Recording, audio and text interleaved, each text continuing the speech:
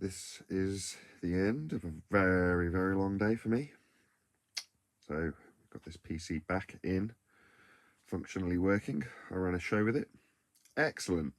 Brilliant stuff. Very pleased. So hopefully this will be the last live update. However, throughout the course of the evening, I've had exactly the same issues. So the computer keeps blue screening and saying, after a prolonged period of trying to come out of the BIOS and back into Windows, that it can't identify a boot drive. So while I was quick to blame my uninstallation, or whatever you want to call it, removal of AI suite for these headaches and problems, it certainly doesn't seem to be the case. So with all the problems fixed, all the drivers reinstalled, it's still doing exactly the same thing. So it's blue screening and saying there's no drive there. So after looking up and doing a bit of research on what the problem could be and the multitude of steps that you can go through to resolve it, I had a quick word with Craig, and he said, I've got to be honest, given that these fast SSD drives, these M.2 drives, are great, they're blisteringly fast, but they don't like heat. Now, my last computer had an M.2 drive. Well, it had three. The first died, the second died, and the third is now in this machine. So a couple of terabytes, which at the time was like 400 quid when I bought it several years ago now. It was a really, really expensive drive. But I wanted it to last a long time, and sure enough it has. The one that's failing is a Seagate Barracuda, and the other drive, which I don't know if it would fail as a boot drive, it's just very old now, and I want to change it because it's going to run out of storage, or does periodically run out of storage, which is kind of good in a way because of that. I fairly regularly have to transfer massive amounts of files because the shows run up to about 10 or 15 gig each, and what I have to do is transfer. I'll show you actually, see if I can get this to work. Hopefully it hasn't actually crashed. We shall see. Hooray! So once I'm into Windows, it does seem to work. As you could probably tell from today's show, I didn't actually have any issues once the system's up and running. Okay, so what we got here is all of my hard drive space, all red. So these are my 6 terabyte backup drives, and I had 3 of them. I've added another one to this computer, so I've now got 4. This is the newest one, obviously not that full. It's only had 1 transfer so far from this drive, so this has just been emptied. I think it's got music and photos and various other things on it maybe, but the half of this drive, which is 1 terabyte, gets filled up with the show, and then, as I say, I periodically dump that amount of space into one of these drives until they fill up, as you can see. Now the drive that's failing is this one. So this is the newest drive. Hopefully I'm not covering the microphone. Am I covering the mic? If that was all distorted, I had my thumb over the mic, my bad. Anyway, I'll carry on as though it was perfect. Let's see if I can steady this on my knee so it's not a shaky cam. Because I'm using my iPad. Tap to focus. Go on. No, it doesn't. Okay, so this is the drive I typically use, and this is the one that's failing. And to be honest, I haven't actually utilised much of the space because I like to leave my boot drive alone and just have the software that I run on it.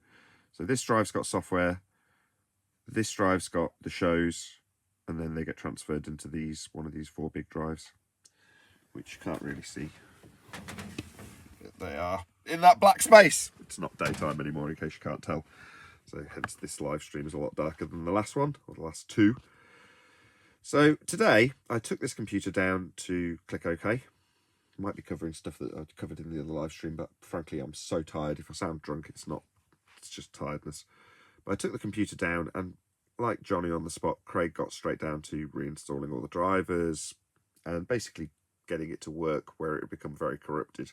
And I think, as I say, the origin of that is the same as the issue I'm getting as the PC goes on throughout the day, which is to say that it does eventually crash, and the error is unlike anything that was related to hardware over the last 12 or 13 months when I've been fiddling and tinkering and trying to get this thing stable.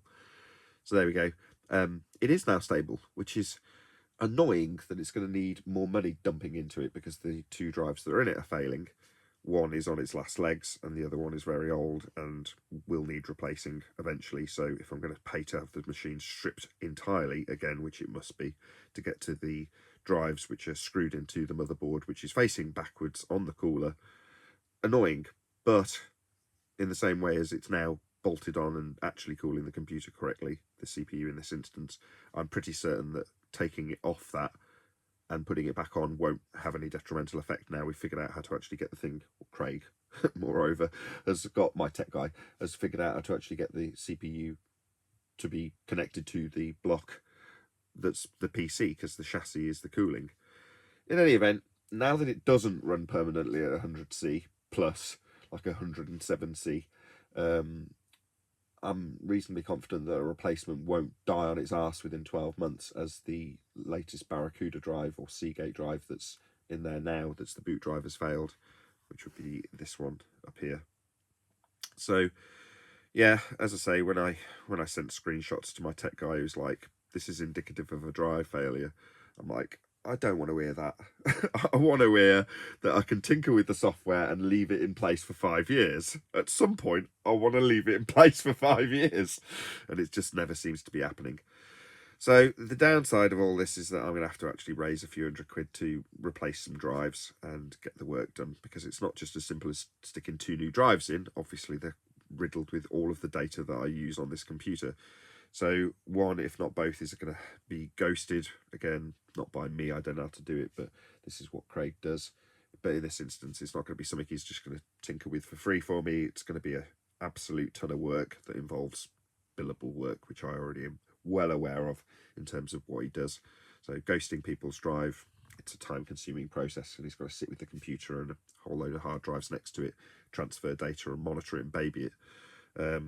So that is what I will ask him to do with those 2 drives, providing I can actually raise the funds. Otherwise, I'll just have to deal with a blue screening computer from now on. So yeah, it's irritating every time you have to reach out to people and say, yeah, I need to raise funds to actually keep this computer running when it's only 13 months old. But all of the issues that have been plaguing this computer have, in a hardware sense at least, come to an end. So it's just sod's law that now I'm getting corrupted programs because of the drive failing.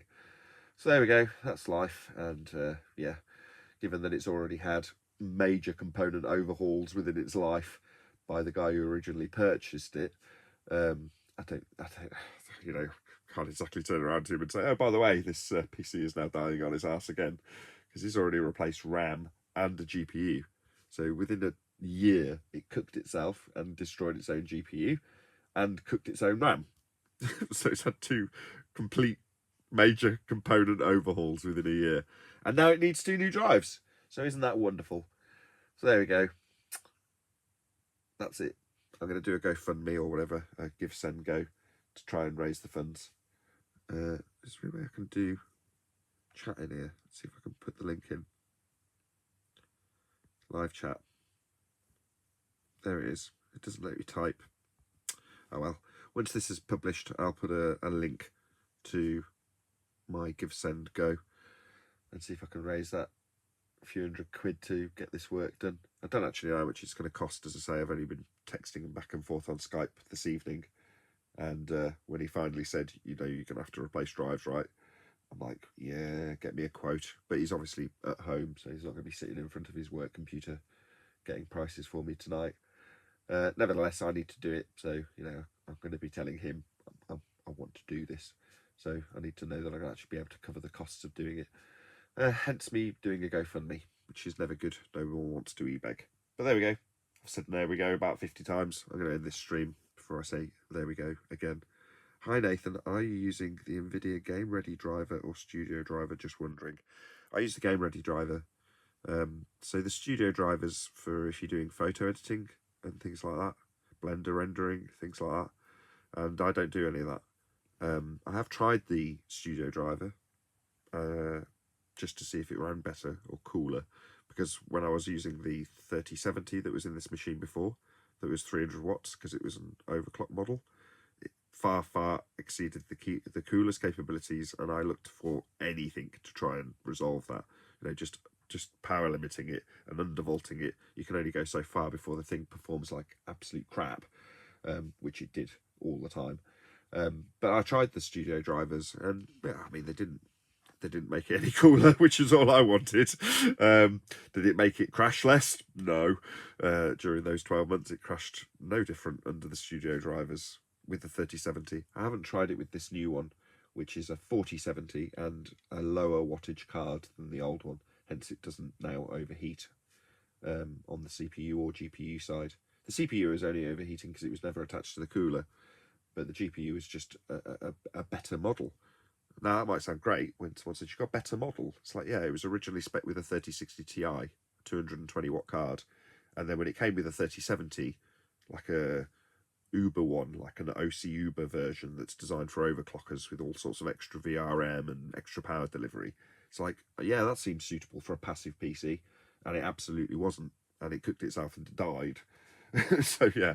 But as I say, the guy who bought this PC just bought another one. I was like, at the time, I was like, I'm going to have to run another GoFundMe.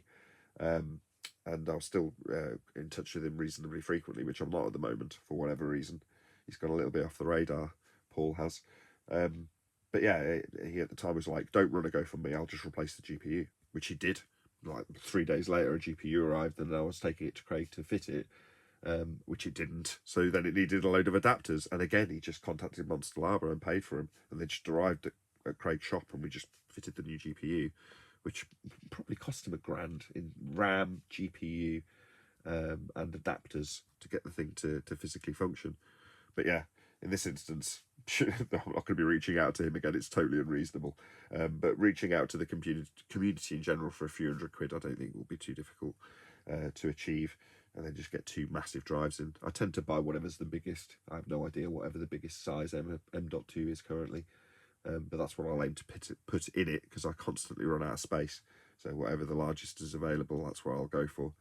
As I say, I'll ask him, or I have already. He says, find out what I can put in that's big. So yes, that's it. I'll stick a link once this, as I say, finishes rendering its live shenanigans via this iPad. And yeah, hopefully people will contribute. I'll shout it out on tomorrow's show. That's if it doesn't blue screen and stop me from going in like it did today. But as you can see, once it's actually booted to Windows, the drive seems to remain relatively stable. My wife was moaning that Netflix was flashing, so I don't know if that's an issue that's separate. But that's a different issue. I don't watch Netflix, so as long as the show runs okay, I'll be all right. And at least it hasn't actually died. So with the first or the second M.2 drive that went into my last computer, the one before this, it actually died, like actually stopped working. At least now it's failing on the boot drive, rather than, just won't work. So yeah, I'll get it resolved. Craig will fit another new drive in both slots, ghost both of the drives, whatever information is on them. I don't actually know what's on my scratch drive. I don't know why it's half full, and I've never bothered looking. But it is. Presumably that's why it's half full, because it's got all the Windows 10 stuff, which stopped the computer from completely dying today when it had a boot failure. So it just went to that drive. I blamed whatever Asus software that I deleted. It's not that, it's the drive failing. That's why it went to Windows 10 and loaded from this drive, because this drive was failing. So it just couldn't load from it. And it just went, oh, what else is in the priority list? This one. I'll load from that then. So yeah, that's my update. That's my computer woes. And given that about 70% of it will have been replaced by the time these 2 drives go in, you'd hope it would give me 5 years worth of use. Say that forever. That's it. That's where I end. Give generously. Link will be in the comments below. I've been Nathan Oakley. See you in the next video.